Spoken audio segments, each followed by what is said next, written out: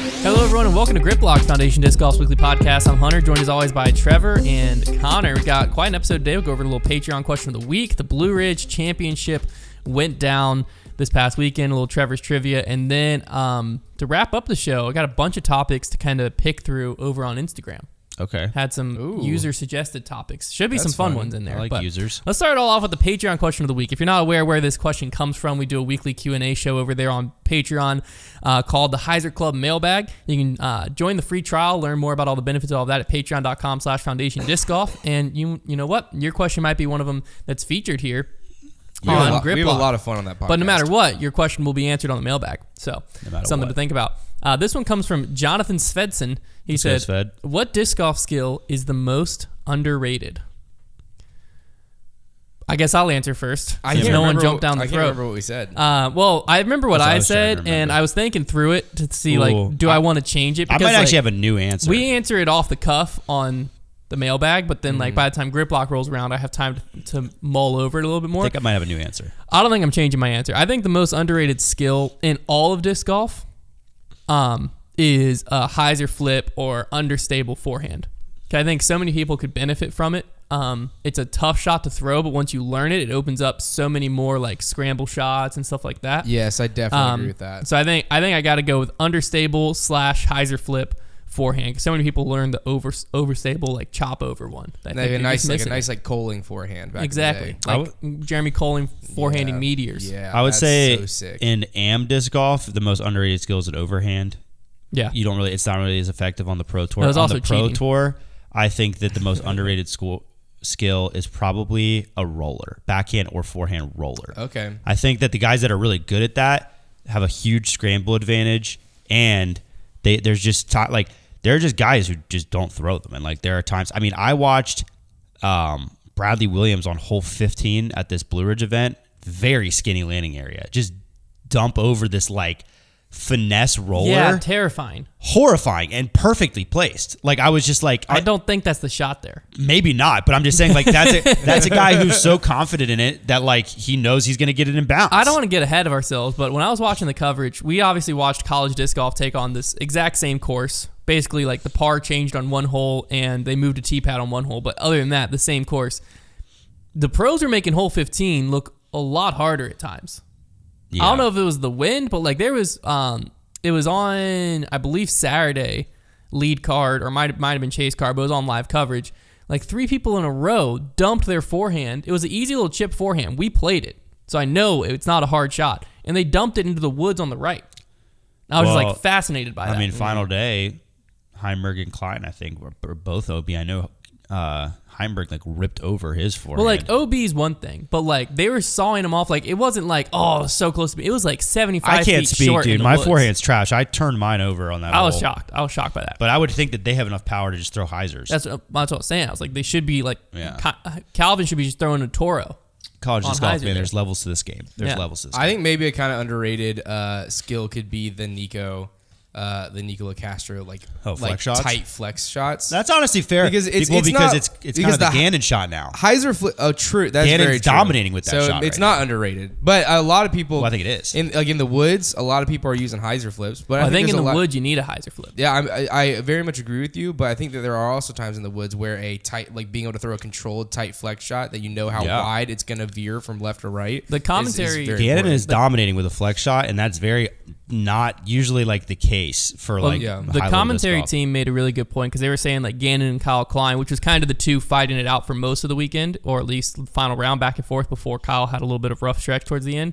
He's still finishing third, but Gannon and Kyle were kind of battling it out, and the commentary team was talking about is this the next Ricky and Paul? For the next however many years, these are the two we're going to see battling it out, and then they made it even farther. Allusion to it, and they're well, Gannon loves the force over game that Ricky loves, where all of Ricky's backhands tend to come out flat, force over, even his forehand, he loves anti-flexes, while Kyle Klein's more of a flip up touch player like Paul. And they were talking about how a lot of that comes from where you learn to play and I think Gannon, so on and so forth. I think Gannon and Calvin would be my top two for that kind of era. I think a Klein or even the way Simon's playing right now, those are the complementary guys of the era, Will Schuster and Nico were. How old's Calvin? 25. 5. Well, you got to remember, Kyle Klein's only like 21 and Gannon's 17. So I think that's why that doesn't mean for the next decade that. Well, but I'm saying that's why they were making those two, and also they were the two that were fighting it out at the top. Calvin might not even be that old. I would say putting Kyle Klein in there was a little bit of a jump. But he's not been dominant. So Calvin's 27. He's 27? Yeah. So can we please go Kyle Klein and Gannon Buhr? How is Calvin? He's that much older than me? Yeah. Really? 3 years older than me? He was 23 in 2019. So he's 27 now. 4 years past that. Really? Man, I thought he was I mean, he might be young. 26, about to turn 27. Yeah, He's turning 27 this year. Still, I thought he was younger than that. Okay, wow. Yeah. Yeah, then I would say there is a significant difference between those generations. Kyle Klein, I think Kyle Klein's only 21. Really? I'll look him up. Disc golf. Kyle Klein is I know he's young. He's on the brink of like figuring it out. He was 19 in 2021. So he'll turn 21 this year. Kyle Klein is so similar to Eagle trajectory-wise to where like his game is coming together now. He's getting very consistent, and Kyle Klein is going to be a big problem. But like the problem is he might be on the Ricky side of the stick here because Gannon Buhr doesn't look like he ever wants to lose ever. Yeah, but I'm saying like that's what you have. You have Gannon Buhr, who I believe will be turning 18 this year. The sport's in good hands, 21. man. Sport's in good hands. So that's what. But they kept making like different allusions to their two games, comparing Kyle's game to Paul's game and Gannon's game to Ricky's game, and I was like, that. And in doing so, I think it's also we're a little over a quarter of the way into the season, and this is something some people wanted to talk about. We'll talk about it later, but we're over a quarter of the way into the season. Yeah. It is almost safe to say and we could have said this last year too, but like now that we're really seeing it, the Ricky and Paul era where it's just Ricky and Paul, like the Ricky and Paul era, I think has come to an end. Oh, for sure. I think it's very safe to say that now. That's not saying they're not going to win. Obviously, Ricky and or Paul could be the number one player in the world at the end of this year. But if you didn't get into disc golf till 2020, you might not understand what the Ricky and Paul era was. It was serious. It was like 2016, I believe, was the year where if both of them were in the field at an event, no one else won. Like if both of them were present, which would be most NTs and stuff like that, one of the two of them won, and that was it. And the majority of the time, the other person came in second.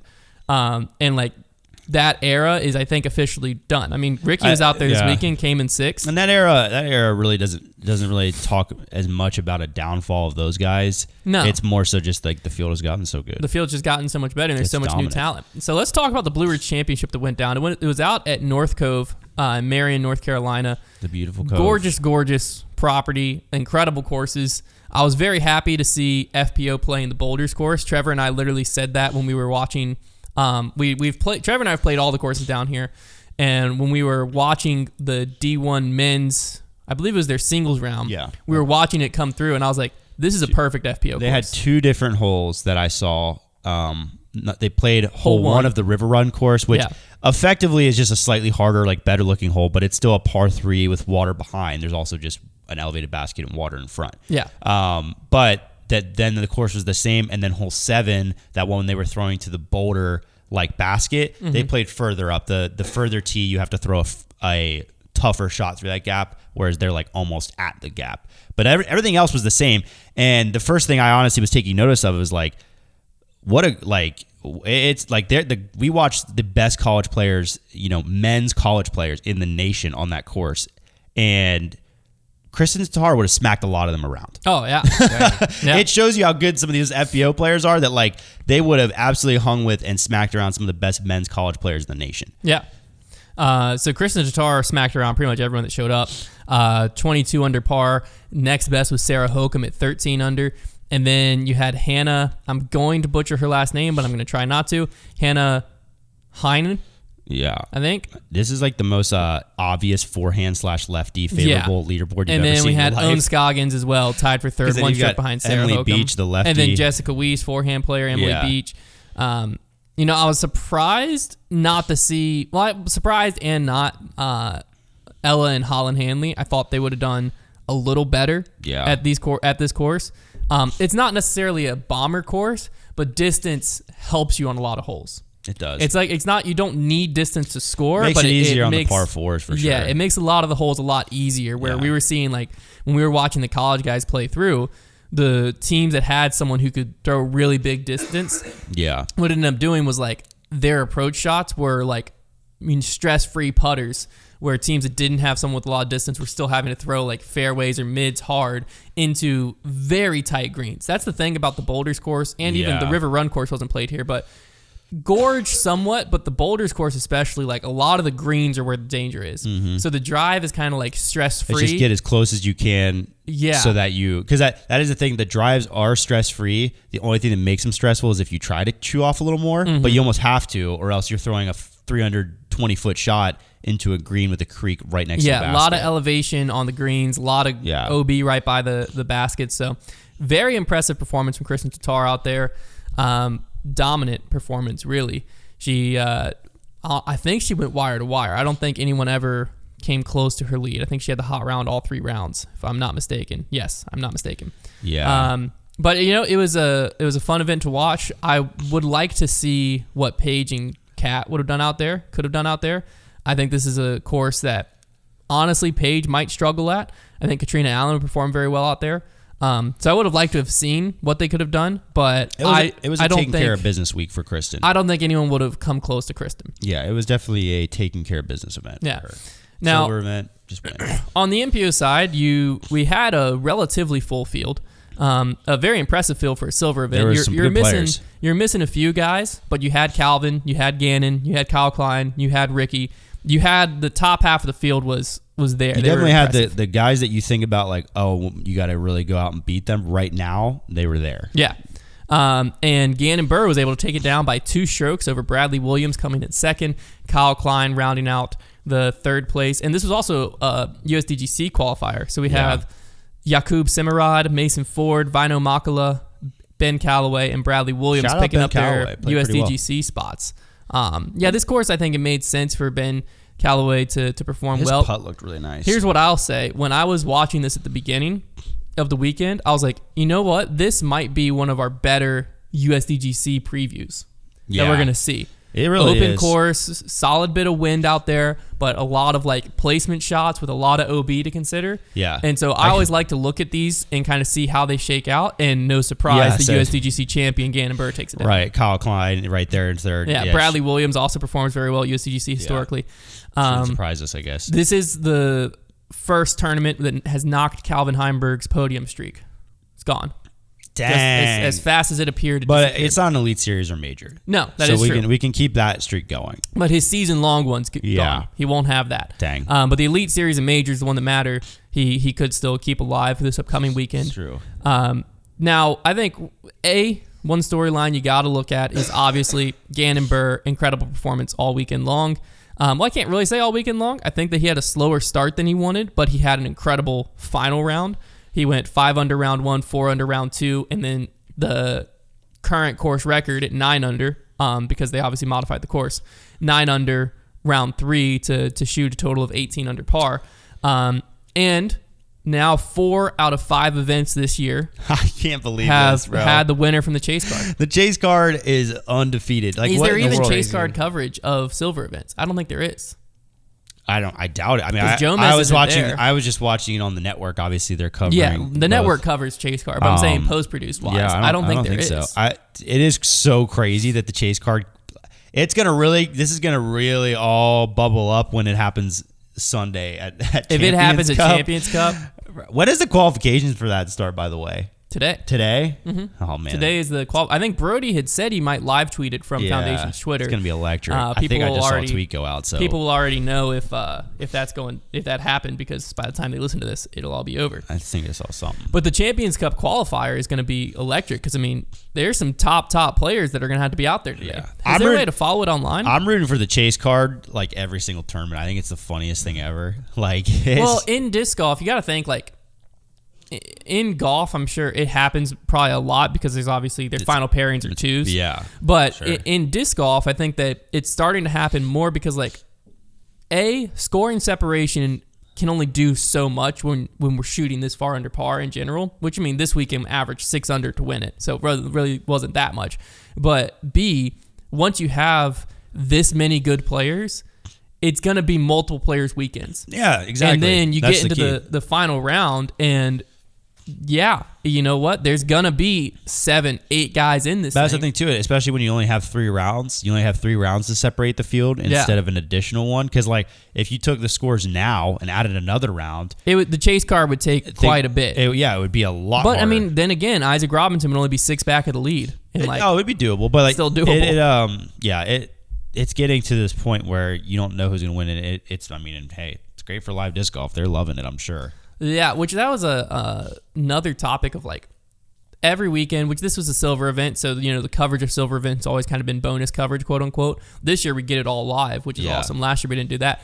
But they're continuing throughout the year, the first round free and then the rest of it. Now that we're a decent bit into the season, we're about to head into the first major. Have we noticed anything positive or negative? I mean, obviously we can't see the numbers, but like on social, I've seen a few people ask like, "Hey, how do you think it's been responded to?" But other than that, I haven't really seen people getting too pressed or anything about the final day not being free. The only thing I've actually seen about coverage in any extent this year, like chatter, is people talking about how this must be affecting companies like Jomez to not have their winner being filmed. And I've also seen some people talk about their DGN being down, and they're constantly asking me to talk about it, but mine hasn't been down. I have never had a problem. So I don't know. I don't know what's going on, but I get people will tweet at me and be like, "Oh, here's my screen," and it's like the DGN, and it's just like a black screen. They can't watch coverage for some reason. I have not had the issue. Yeah. I'm like, I want to tweet about that, but mine's streaming perfectly fine. So yeah, I don't know. One storyline we have to touch on. We have to, because this is grip locked, and you know how we stand on this. Bradley Williams play on. We're going to touch on it.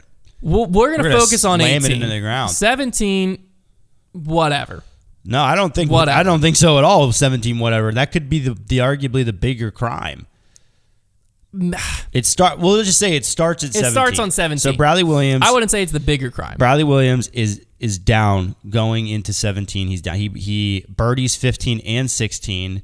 He is first on the tee on 17. So even if he's competing with the guys around him, whatever, he has a chance to, at this point, I believe Gannon had already thrown his drive out of bounds on 18. But even if he doesn't know that, he knows he's down and trying to chase down Gannon. Like, that is how you win. You have to chase down the guy in front of you.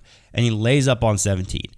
A shot that pros were having quite a bit of success with. Like, there were quite a few guys making birdie on that hole because, we watched the college players play it. Yeah, it's a really hard hole. It's a 445-foot hyzer. It had started raining a little bit at this point, but not very much. And from what I could tell in coverage, at least. And he lays that one up. So that right away is kind of like, very interesting. Okay, because like between 17 and 18, if you got to make up ground, you have a better chance on 17 than you do on 18. So laying up there, okay, that was weird. Now you are getting to 18's tee. Well, the only thing I'll say about 17 is I could understand the logic being, okay, on 17, I have to throw a 445-foot shot into a very tight green to make birdie. Whereas on 18, even though the birdie's harder to come by, you should be able to throw a shorter approach shot. The logic I could follow. But I agree it's flawed. The logic I could follow on 17 this would make sense to me would be if he had seen Gannon. I can't remember how the timing works out, but if he had seen Gannon go OB and he thought to himself, Gannon could take a number here.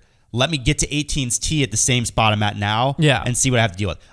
If that was his logic, that's what I'm saying. 17, there's a lot of possibilities of why you lay up. So I'm just going to leave 17. If that was his logic, then that's fine. But I didn't like it. And then we get to 18. Now 18. At this point, it starts torrentially downpouring. It is downpouring and like really raining. His drive was not in a great spot, but it was in play. It was fine. Yeah. Well, he goes with the flex off the tee. Which he doesn't turn it all. That's an aggressive play. So it points to... It was the preferred play, it seemed like. There was a lot of guys throwing. But it points to, like, you're not playing for an easy par. Because, like, the wide hyzer is the easy par. Yeah, he goes flex, and that makes you think to yourself, because you're going flex, you probably... Or maybe he just was going stable. He probably was just going flex all weekend. Yeah, but, like, that does, like... kind of point to wanting to get birdie. He's really short. So the second shot, still in the rain, I still don't have a problem with the layup here. No, because not at all. Getting on the island at this point, yes, like 0.0001% chance. Like you probably can't even reach. Now, Gannon is in. He took a bogey. You are one behind. You have probably 180 feet. You can see the basket. The rain is still coming down, but you have a putter in your hand and you're a fantastic putter thrower. if you throw this and run the basket and go long of the island out of bounds, you will advance to where you crossed, have a jump putt onto the island, which I'm telling you right now, Bradley Williams is not messing up that jump putt. No. And you are tapping out. The same score you ended up taking. And so a bogey. Right. So, but regardless of that, even, this is the difference between you having a chance at getting into a playoff or not. Okay. What do you have to lose? If in the scenario Hunter and I just said, you probably should still get second place even if you do run it. Now, at this time, though, he is playing on the card with Kyle Klein and doesn't know he's double bogeyed yet, obviously. But worst case scenario, not worst case because people did take 15s somehow on this hole. But, he could be thinking like, well, I could drop down and tie with Calvin or whatever and finish in third, tie for third. Yeah. That should have been what's kind of going through his head. But like, in my mind, the worst thing he could have lost was a USDGC spot. That is one thing that I would have been like okay with laying up because that's an important thing to qualify for that tournament. It's hard to do this these days, but he was like 7 strokes clear of that. After he bogeyed, he was 7 strokes in the line. So that is not, so literally this is just like, where do I want to finish? And he then lays up again before, so basically hands it, says, Gannon, you win. He doesn't even lay up onto the, it's not like he threw a layup shot on the island. He laid up to the side. Short of the island again, then laid up again and tapped out. So literally had a putter in his hand. And here's the thing. Allegedly, he apparently, this is what Brian Earhart said. He said that in a pre-round interview, Bradley Williams literally said, I do not care. I'm going to finish where I finish. I'm going to play for par on 18 no matter what. So he stuck to that. But as a competitor, I just cannot be looking at the basket from 180 feet away and think, yeah, I'm not going to try and win this thing.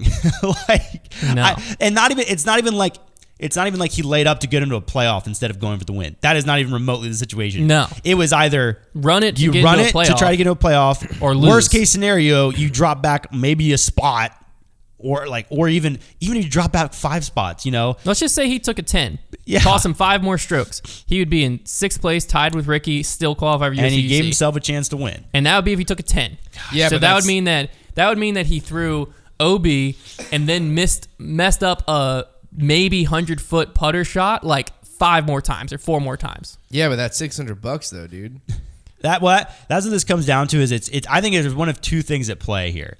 Either this might just be a guy. Guys, he can't hear you underneath his wealth. Well, of $600. Bradley Williams, it would have been 300 had he messed up 2 more times and tied with Kyle Klein. So it would. That's my biggest thing is. I can understand a guy if I really want a podium. There's bonuses and stuff factored in. So yeah, I don't agree with it, but I understand that. It's just frustrating. But here's the thing.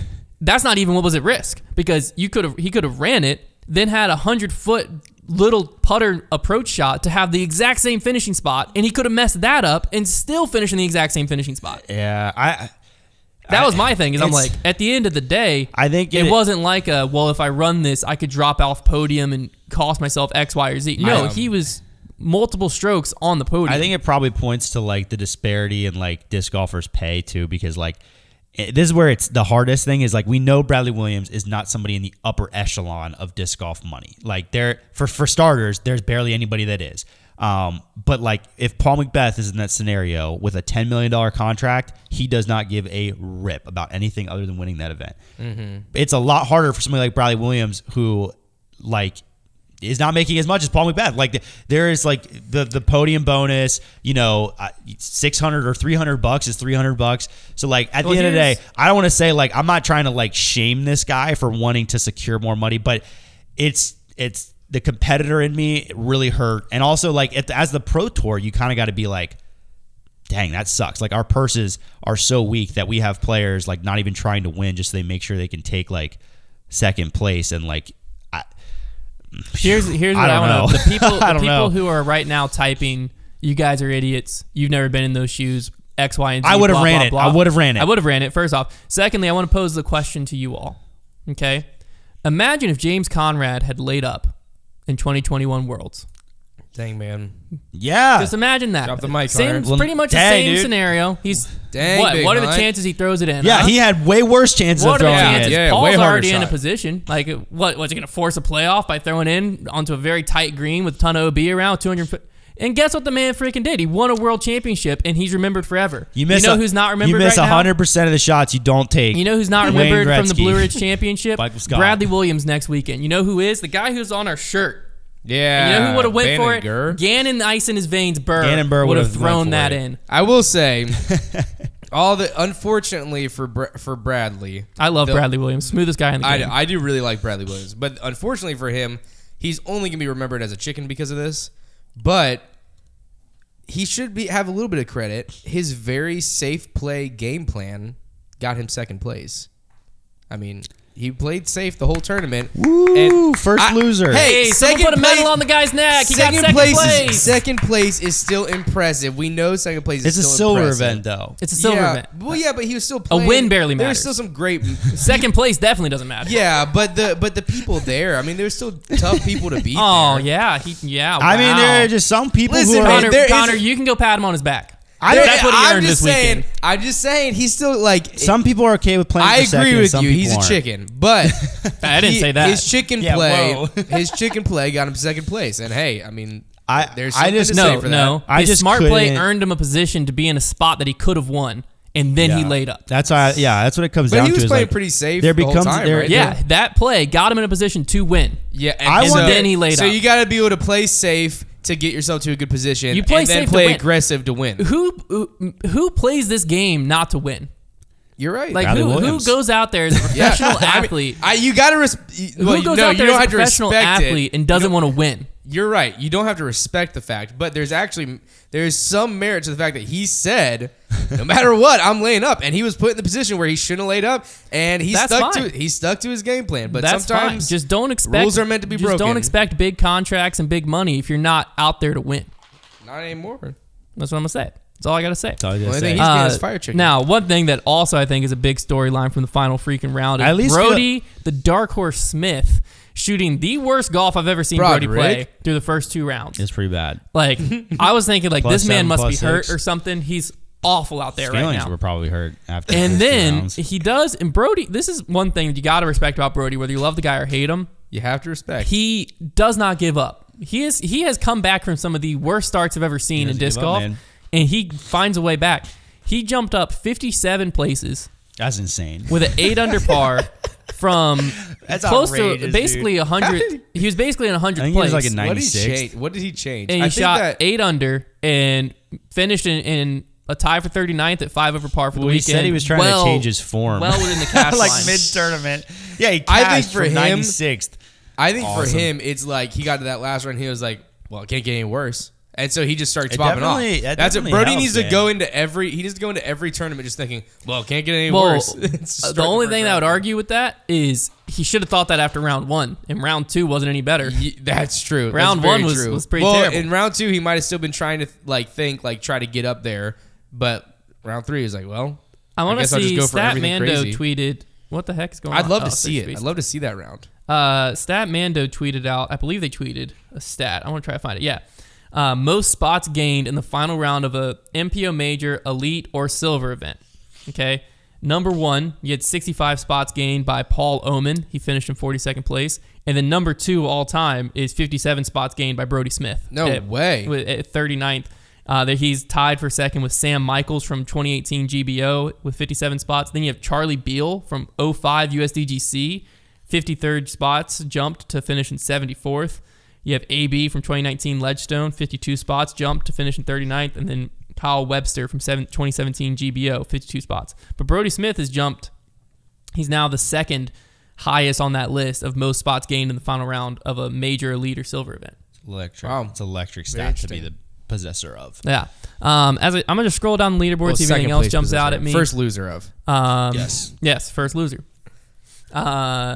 Dickerson, dude. Come on, Brody. You should have run 18. Yeah, I don't really see too many storylines. I mean, Chris Dickerson and Ricky, they played okay. Nothing to write home about. Nothing too crazy. Of course, man. It's a very tough course.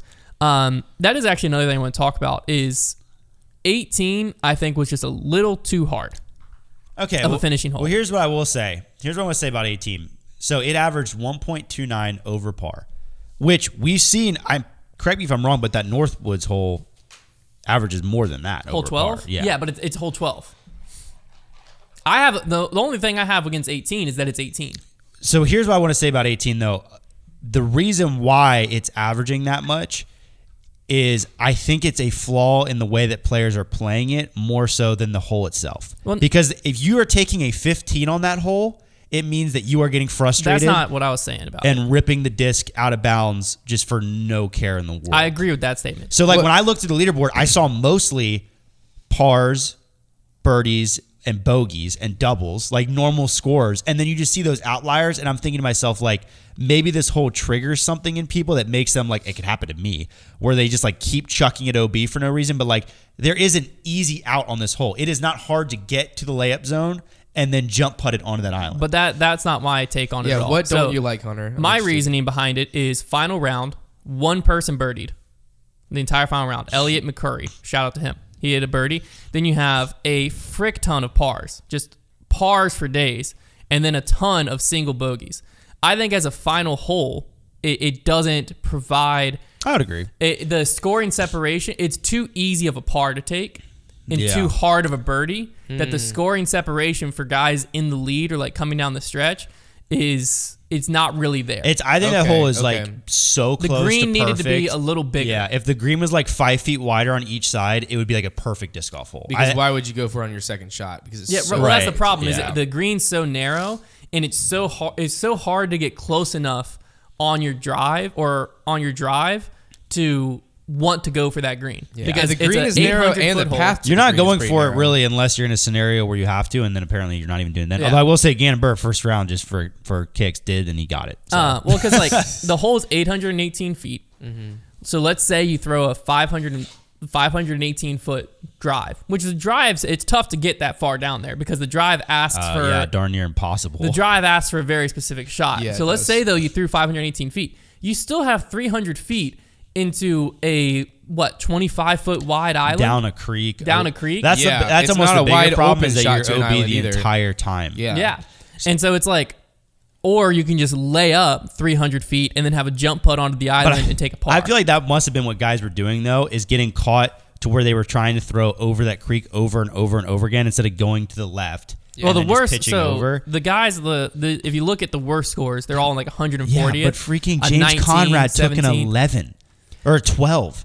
Like how? Yeah, well, what I I want- think what has to happen is your drive doesn't get in bounds, so you have to re-tee.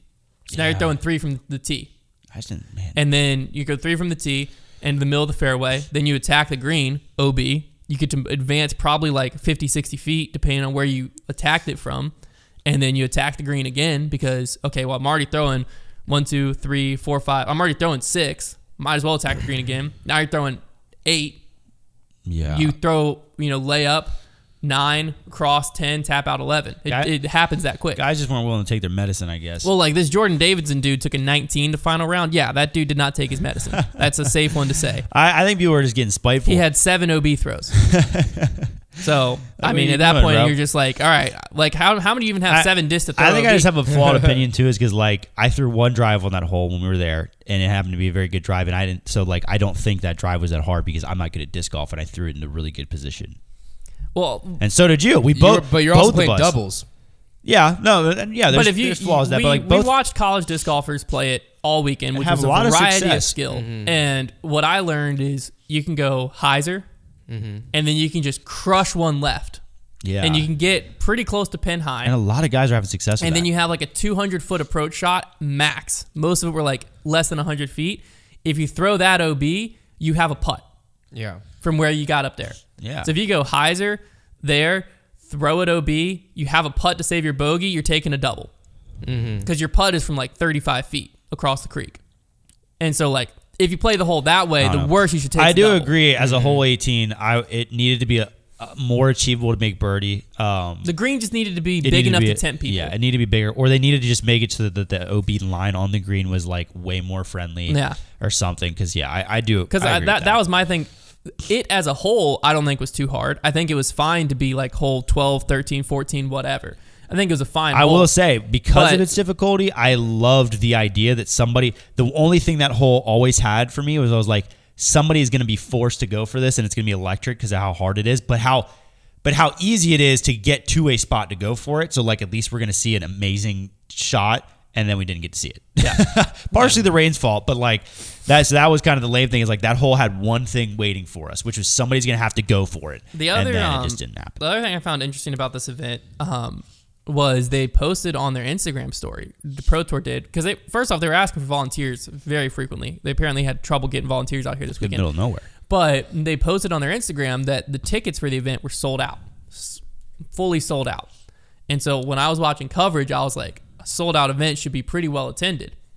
It didn't seem well attended at all. There wasn't ever like a, wow, that's a big crowd moment. That's middle of nowhere. But that's the problem I think they're going to have with an elite series coming. Because I think they have the courses to do it. Cool, yeah. The coverage seemed fine. It seemed like it had good enough reception everywhere. Uh-huh. But if that's a sold out event, that can't be an elite series. Yeah, Because I mean, there's realistically less than 1,000 people, I think, on the course. if you're an elite series and if you're gonna take an elite series in North Carolina, you got to go to Raleigh or Charlotte. Well, why I thought this course might work is it's only like an hour and some change from Charlotte. Like, it's not that far. Yeah. So, but I think that you just nailed it. Of like, there's nowhere to stay there. Right. Like, if you don't get an Airbnb, which were probably booked up by all the pros, then you're staying 30 minutes away. Yeah, you got a couple hundred pros taking up any amount of lodging there. Yeah. So then you got Airbnbs right there. They're probably all taken by pros. And then any spectators have to be in a hotel at least 30 minutes away. yeah. It's not an ideal. I think that is what's going to, because the courses, it's scenic. I think this could be like course-wise, location-wise, could easily be a full Pro Tour stop. Yeah.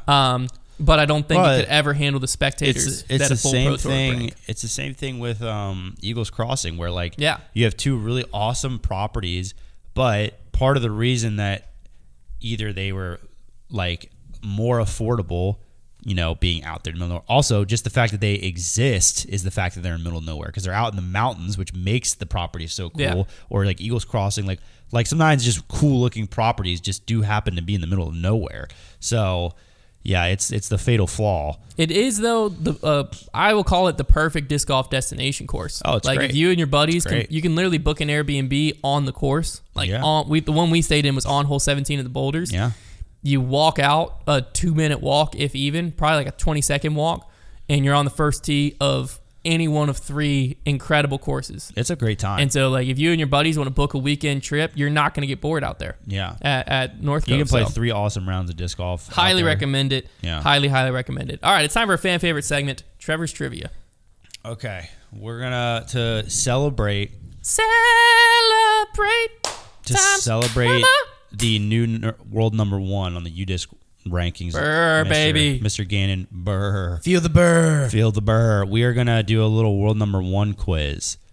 That's the nicest Gildan shirt I've ever wore. Very soft for a They Gildan came shirt. in nice, didn't they? It's pronounced Gannon, Hunter. Let me be very clear, by the way. We are not selling these shirts. No. I made these shirts. We're not ripping off Gannon Burr. So before anybody says that. I wish we were selling them. Just feel Gannon, like hit us up. Gannon, if you're listening and you'd like to partner with us to sell these shirts, I still have the design saved. We can make something happen. Okay, so what we're gonna do is we're gonna go from. I think we can start pretty far back here. We have the year-end PDGA rankings. Okay. And we're gonna start all the way back. Let me make sure I could find how far I can go back here. Yes. Okay. We're going to go back all the way to 2005. And we're going to work our way up to, I think, 2019. Okay. This is the PDGA ones. These used to be what they went by. Okay. And we're going to see how many you can get out of those. Top number ones? Just Nice. number ones. Hunter's going to be good at this. No, because it's the PGA World Rankings. They're almost never accurate. You're right. You guys can work together. So 2005. Also, you get like 20 seconds. 2005? 2005, I think it's probably still Ken Climo. Okay. No, it's Barry Schultz. No, 2006. I think it's probably still Barry Schultz. 2006, we're not in DOS era yet. Not even close. I mean, it's probably got to still be Barry Schultz or like it's That's someone from what that era. I would really feel that way. Unless Climo took it back. We'll go Schultz. It's Climo. Frick him. Frickin' Climo, man. 2007. Okay, see, now we're starting to enter like you could sneak in like a Dave Feldberg possibly. You could slide in there. We're getting into, I mean, Avery Jenkins, but Avery, I don't think ever really did that much of him. Just win Worlds in 09. Yeah. So where are you leaning? Wait a second. There, I was looking at the wrong list. You got the second one you did get correct. It was still Barry Schultz. Yes. Haha. So it goes, I was looking at the ratings one. It goes Schultz. Now we're in 2007. So you are 1 for 2. Do we just ride Schultz till he dies? I mean, I can't think of why it would be anybody else. Okay, at that time. Barry Schultz. It's Climo. Frick Climo, man. 07, he won his last world title, I believe. Okay, so I bet this is the last year that it's Climo. No, because he's 2008. good after. Dang, you're right. Oh, I mean, I just know at some point we got to get like Feldberg, Nico, like that era starts to creep in around this time, somewhere in here. For sure. But I don't think we're there yet. Okay. Do you want to go Feldberg, Connor? Sure. Let's go Dave Feldberg. It's correct. Heck yeah. Oh, yeah. Very nice. 2009. 2009. Now I feel like we're really going starting Nico to get in there. LaCastro. Okay, I like Nico that. I LaCastro. like He was that. number 2 that year. Ooh, hey, Josh Anton. Dang it, Anton. Dang, man. He killed it 2010. that year. 2010 is going to be... Because that was Schustrick first won USDGC in 2010, but I don't think he was world number 1 yet. I think 2012 is when Schustrick comes in. You think Nico popped up? I feel like Nico won USDGC in 09, didn't he? I don't know. You know what? Yeah. Let's just go Nico. Let's go All Nico right, LaCastro. I like it. It was Feldberg. Daddy Dave. 2011. 2011, I think we go Doss. All right. Doss. It was Nate Doss. Oh, Correct. heck yeah, Hunter. Well done. On to 2012. The tough part is, was Will Schustrick ever number 1 in the world?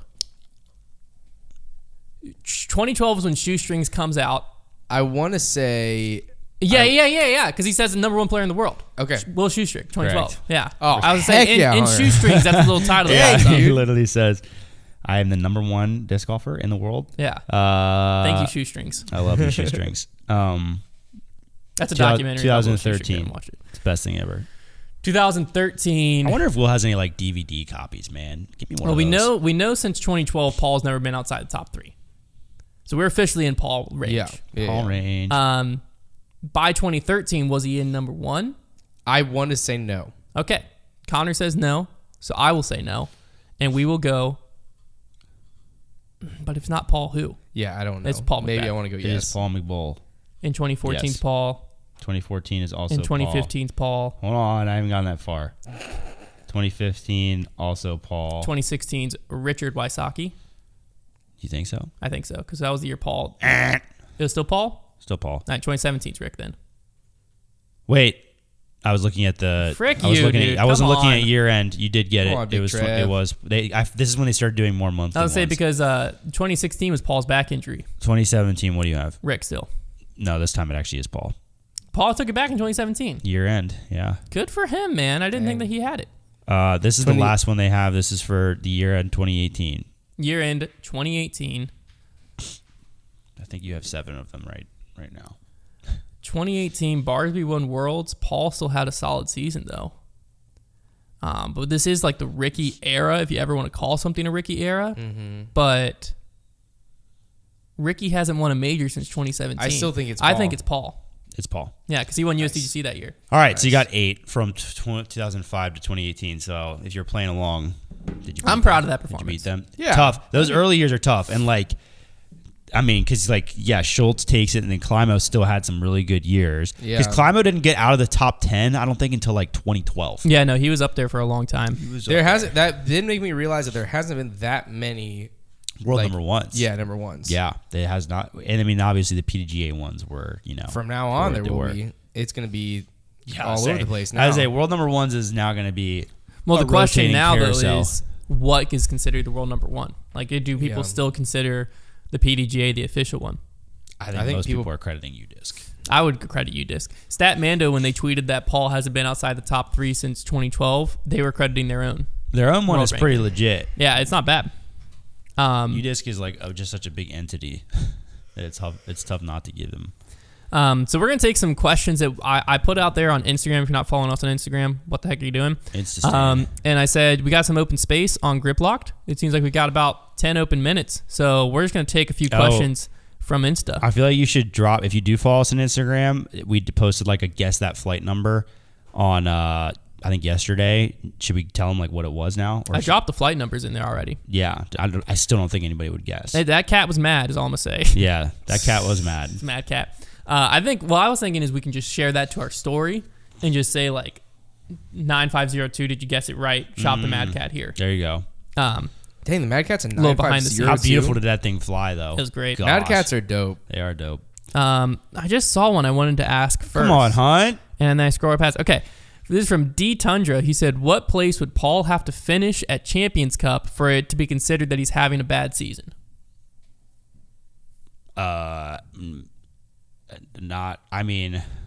Maybe if he finishes outside of the top 20, we like it probably draws our attention to him. But I think he's on the brink of a bad season for Paul. this is just laughable though. Like we at this point somebody needs to clip us at like the last 3 years saying this exact same thing. Well, I expect him. I it's just expect him funny to at come this top point. 3 at Champions Cup. That's what I fully expect. If he comes outside the top 10, No, I'm just saying it's laughable because like he by the end of the year he'll probably have won like an Elite Series and a major. And like, it'll be all fine. Like that's how this has happened like 3 years in a row. I don't know though. His average, I won't do it this average year. finisher keeps getting lower. I I'll won't- say outside the top 10 is my line. I won't- If Paul isn't in the top 10 at Champions Cup, I'm willing to say he's having. I'm a bad not saying season. Paul had a bad season until USDGC Well, you can't say ends. anyone's had a is having and had are two different things. But because of Paul's like. True. Because Paul Because he could be having a bad season, but and not finish have with a had solid it. one. Yeah. He's You're not been- going to call it a bad season. He's been in there, done April. that so much that he could come 50th at every event. And going into USDGC, I'm still like, yeah, Paul could win. But that Okay, doesn't so change Paul- anything. let Right me now, ask you he's this. If Paul having a goes- bad if season. Paul goes 50th, he didn't. But in a season, if Paul has finished outside the top 50 at every event and wins USDGC, Yeah. you think it's a good season? I think that the narrative. Surely not. Surely you're not that crazy. Huh? Well, I mean, he'd be a major champion. This goes back to what we just said about Bradley Williams. Who cares about the other finishes, Hunter? Where would he you're be? kind of going he'd back on be yourself world, here. His world ranking would be But- in like 30th. But the narrative in the media would be like this redemption arc, and he's still the champ. Like at the end of the day, would be a bad season. the Paul fans would come out of the woods, and it would. Fans are always going to say that the It would person be a big they're a fan of has a good I season. think every event outside the top 50 is a little bit of an extreme scenario, but I think he could not win up into that event. Have like not win, sure, because like that's you can actually finish like something second, third, that could 10th. happen, and then win that, and yeah, it would be a good season because you're a But major that champion. doesn't change But the that's fact that different. like right now he could be having a bad season. But I think at the outside end top of the 50, season, that's say just- he had a good Yeah, season. I just think that If he finishes outside the top 10 at Champions Cup, he is having a bad season. I think that's okay to say because that doesn't mean that he's going to have had a bad season. But No, right he's now he's having. currently he's in a the bad midst of season one. if he a finishes bad outside season the top 10. by Paul's what? standards. If Paul drops outside the top 5 in the world rankings, that is like unknown territory. Yeah, I don't know. He's the greatest of all time. You got to have people to different standards. Yeah, but the field is getting better. Like it's not like Is Paige Pierce having a bad season? okay. Paige Pierce is well. I don't know, man. What she have Yes 2 is wins? the- yes is Does the she already have answer. 2 wins, or she has 1 win already? But I mean, it's to Paige Pierce's standard. This isn't Isaac Robinson we're asking but I think about. players' standards have to be now. Paige Pierce is different because I legitimately believe she's getting worse. Paul, I don't know how much worse he's really getting. The field is just getting so much better that I So don't in relation to the field, he's like. getting worse. You could say like, yeah, well, sure, but like I don't know if you can say that Paul's standards like we can't hold him to the same standard we would hold him to 5 years no, ago. I'm holding him to the best player in the world standards. Well, he's not the best player in the world. Exactly anymore. my point, which is a bad season for Paul. Being the best player, not being the best player in the world is having a bad season for Paul. I don't think that's true anymore. If he's not in the conversation by the end of the year Like, I as think- the best player in the world, not saying he has to win 5, 6, 7 times. If I he's don't- not in conversation as the best player in the world, that is a bad season for I don't Paul. even think that's where Paul's at anymore. Like I think that he probably accepts that that's not like that's just not. It's tough to do that these days. I don't So know. because it's tough, you don't think Paul wants to be the best player in the world? I don't say he doesn't want to. I'm just saying like I think he probably is getting closer to terms that like at this stage in your career, the field is getting really strong. You're getting older, and you know just being able to take down a few big events. pick and choose where you really attack, like that kind of becomes the But game. if you take down a few big events, that puts you in conversation as the best player in the world. I don't think anymore. Paul won 2 last year, and he was in conversation for having one of the better seasons. Well, it's only because he won a major, but that conversation, that wasn't really a conversation. He was one of the ones we had to be like, now this is why we don't think it's Paul, because that was a conversation that was going on. I do think that if he's not mentioned in that conversation where there's no argument for Paul to be the best player in the world at the end of the season, that's a bad season for Paul. I just think that like the best player in the world these days is like going to, like Calvin or Gannon's going to win 3 or 4 times, and they're not going to finish out of the top 15 like hardly ever. Like I don't know. I don't even know what we're talking about anymore. If Paul finished outside the top 10, I'll be considering him having a bad season up to this point. Let's see. Now, that's an interesting question that I almost read on air. It's gone. I scrolled past it. No fun. No, it was fun. It was a great time. Brody's like ripping out these live tweets right Yeah, now. I know. It's a great time. No, here's something. This isn't a question, but someone was asking something about Gannon Buhr and the hats he's wearing. What are we going to do if... So Gannon Buhr's lawsuit is kind of still going on, but it's like quieted down a lot more. Not people aren't talking about it that much anymore. There's still some comments on their posts and stuff. But we could get to the end of the season and his contract's actually up. Uh-huh. What are... Like, how shocked will the disc golf world be if Gannon then announces like 5-year extension with Prodigy? That'd be hilarious. That ain't gonna I was happen. thinking about that last night. Like we get to the end of the season and everyone's like, "Where's Gannon going?" Like he's free Gannon finally where he's finally free. Blah blah blah. And then it's just like 5-year extension with Prodigy. What a marketing spin that would be. Yeah. That's Yeah. not gonna happen. But Hey man, I tried, but their discs are too good. Well, that is something that like the comments I've noticed, at least on Facebook, have shifted. So like originally it was just like when Prodigy would post the winning Yeah. of Gannon won. Like the narrative, I'm not gonna say the narrative shifted, but there's a lot more comments of like, well, I guess those inconsistent discs are working for something.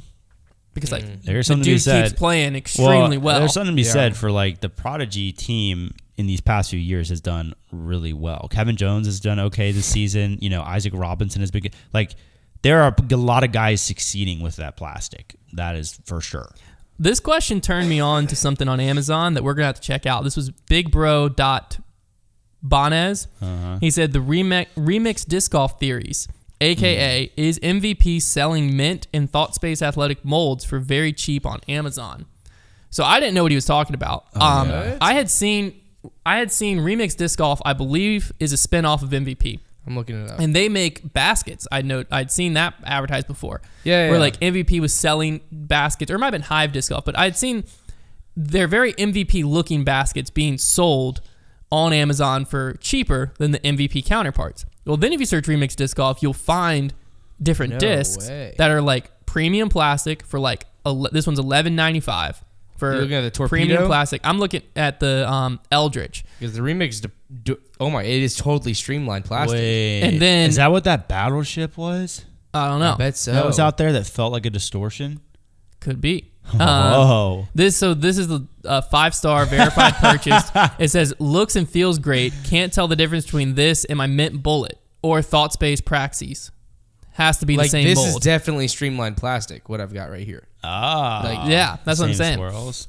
So people are claiming that this person said So- great quality mint disc rebrand. Not sure if it's their F2 discs or what, but apparently these are all just versions. Oh, Apparently these are all just versions of current mint discs from MVP. so this would be the business play. The business would be if your MVP is telling Mint that, hey, we will manufacture your molds. However, as part of this, since we are going to have these molds made, we can also use them under a different brand under just Amazon, like trying to squeeze some more out of those molds, I guess. Because like Mint's production, like think about if MVP, how much they use their MV mold, right? So much. Mint's production and like sales levels are not nearly what MVP is, so they probably want to get the most out of those molds if they're going to have to put them on the machine. Like if we're going to have to make a Mint Mustang, we probably want to get more runtime out of it. So maybe that's how they're making up for it, is like we can run it under our name. Well, I Or wonder maybe they also, are F2s. I That wonder- would be also a like. Well, that's what the fascinating name spin. of the brand is. Remix. Well, what's And also so I like wonder- you remix the plastic. Yeah, so I wonder if Well, it's what's something to do also with their weird- recycled or something. What's also weird is they went very like think he's talking to my boy. off-brand stamp design.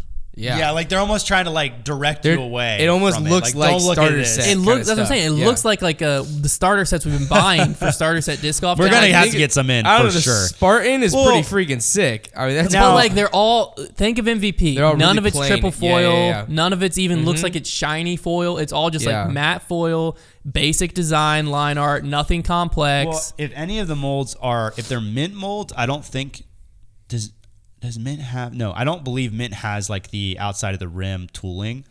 But if it's MVP or Streamline, it would have that. No, yeah, they're not MVP or Streamline mold. They're claiming Mint or Thought Space molds, which neither have them. Yeah, we're gonna have to get our hands on some. Yeah, of we those. got to get our hands on it because we'd also could just compare it to the Bullet, like people are saying, and just look at it next to each other. I want a Spartan. I love it. It's I sick. love a good theory. Amazon is a dark horse place for disc golf. Like there is like some interesting stuff going on Amazon. JRuss622 wants to know if Hunter and Trevor trained, could you play on the Pro Tour? No. Yes, we could play. We could probably play on the Pro Tour. Yeah. More so, I'd have to just train my wallet to pay the entry fees. Yep, But- the remix battleship. Here it is. Yeah, that's a distortion.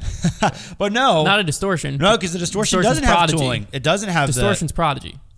Yeah, but it feels like a distortion. Or maybe maybe it's like But it's just, it'd probably be like what's the one from Mint? Bobcat? yeah, but so I guess it could be a Bobcat. We'll have to But compare. there's also It was a one little from bit more Thought Space. We haven't round. thrown the Mint and Thought Space lineup nearly enough to we know what would it's have really to on there. compare it. Yeah. But yeah, unless that would make sense. Could we play on tour as in like survive on tour? No, We don't I think we throw could. far enough. I think we could if we trained. We could get good enough to where we could cash at an event or two, but we wouldn't be able to like be on tour. If I could just make like the little assumption that everybody makes, whereas like, well, yeah, if I fixed my putting, like if I could like genuinely forget that my brain exists and like get good at putting, then yeah, I could probably I could for sure be an 1,000 rated player with training and like basically somebody had to poke into my brain to make me good at putting. But with my putting ability being hindered by my own brain, the best I could get at disc golf would be like 980 probably. no, that's not true. There's a remix disc Yeah, golf. like Hey, an actual rating, like not rated round, but like an actual rating. With my putting being how bad it is, like I might miss a 20-footer at any given moment. That's how. But like you and I are very competitive back and forth. And like just a year ago, I was 989 rated. You were an excellent putter. A year ago? Okay, but your rating a year ago is a little. That was like one event's worth of work, though. Like if we played a whole season of events, like our putting would expose us. We wouldn't be. I don't think we'd be 989 rated. No, I think my true ratings. First off, you have to pick and choose because if you pick and choose the right events, you can be whatever rating Well, you right. want. If I play just my normal local events, I think skill wise, I would fall around like 965, 975, Yeah, and you're the same. yeah. The only thing that would have to change is you'd have to get more comfortable with tournaments. But I Well, think if you're playing a lot of tournaments, you would. Last 2 tournaments I've played, I've rated pretty well at. So Yeah, well, that's what I'm saying. It's like the more experience, because that was the difference for a long just gotta time. stop caring, bro. The difference for a long time was I had more tournament experience, so we would show up and you'd just feel nerves that I didn't feel. I played like 12 events ever. Yeah. I'm sorry to interrupt, but this is very important news. There is a Remix Sports starter set Oh. that is premium plastic, We're gonna have to get it. and it's $30. Oh wow, It's Should be fascinating. 10 a disc. We're gonna have to check it out. Let's see. This will be a fun one. We got And time you know for, what? like, We'll one end with more. this one. Yeah. This will be a fun one to end on. Grant Early said, if the top pros were cereal brands, which would they be? So I think we go UDisc top 5. What the heck? Okay. UDisc All right, I top love it. 5, I and you love have it. to assign them a we cereal. go cereal brands? We're not going to go cereal cereal. brand. We're just going to go cereal. Yeah, that's yeah. way more fun. So top 5, and we're just going to go cereal. It'd be rankings. Let's start with Gannon. I feel like I'm just gonna name Top this 5 off MPO of for cereals that I time-wise. feel like these guys would actually eat. Start with Gannon. I'm going Cocoa Pebbles. Cocoa Cocoa Pebbles. No, Fruity Pebbles. No, I'm going Frosted Flakes. Ooh. Ice. I'm going something like kind of like Burr. just because he's young, like Yeah. something a little bit sweet. It's like got to be real like a little bit sweet. young and childish. Yeah, Frosted kind of Flakes. candy. Frosted Flakes. I feel like is a cereal I didn't really discover. It's too plain. I think Frosted Flakes is too plain. Yeah, I was eating it in elementary school like nobody's business. He does have a pretty. That was my game. kids. That was like my choice. But I was more thinking frosted like icy. Burr. Oh, gotcha, I like that. gotcha. Frosted I like Flakes. Yeah, That yeah. is a great pun. Ricky Wysocki. Health Nut. No. Grape nuts, bro. Grape Nuts. Special K. Special K. Special K. Sure. Raisin Bran. Raisin Bran. Yeah. Yeah, Raisin Bran. He's got a That's Raisin what- I love Brans. Raisin Bran. Yeah. Raisin Bran Crunch. Oh, yeah. That is my cereal of choice Yeah, every Connor day. loves it so much. I love Raisin I Bran. hate raisins. Calvin Wait a Heimberg. second. Wait a second. Hold on. I gotta keep going. I gotta look something up. Okay, Calvin Heimberg. I feel like he would be. Calvin? Yeah. I feel like He'd be a like- sophisticated I cereal. feel like he'd be like Cheerios. I like Honey Nut Cheerios. I think we go with that Honey Nut Cheerios. for Calvin.